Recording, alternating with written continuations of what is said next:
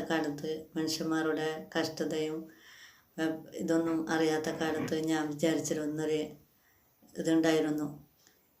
ഞങ്ങൾക്ക് മാത്രമാണോ ഈ കഷ്ടങ്ങളും ദുരിതവും ഇങ്ങനെയൊക്കെ ഉണ്ടായിരിക്കുന്നതെന്ന് പലപ്പോഴും പണ്ട് ചിന്തിക്കാറുണ്ടായിരുന്നു. അപ്പോൾ ഇപ്പോൾ ഇതൊക്കെ കാണുമ്പോൾ വിചാരിക്കുന്നു, അൽഹംദുലില്ലാഹ്, നമുക്ക് അള്ളാഹു തന്നിട്ടുള്ളത് ഏറ്റവും വലിയ സുഖം തന്നെയാണ്.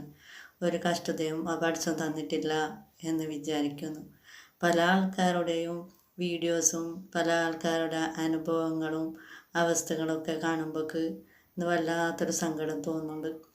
ഞാൻ യൂട്യൂബ് ചാനൽ ഇങ്ങനെ കാണാൻ തുടങ്ങിയതിൻ്റാണ് എനിക്ക് പല ആൾക്കാരെയും മനസ്സിലാക്കാനും സാധിക്കാൻ പറ്റിയത്.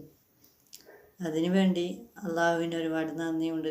പല ആൾക്കാരുടെ അവസ്ഥകൾ നമ്മളെക്കാട്ടും കഷ്ടത്തിലാണെന്ന് പടച്ചോൻ കാണിച്ചു തരുന്നുണ്ട്. നമ്മൾക്ക് മാത്രമല്ല,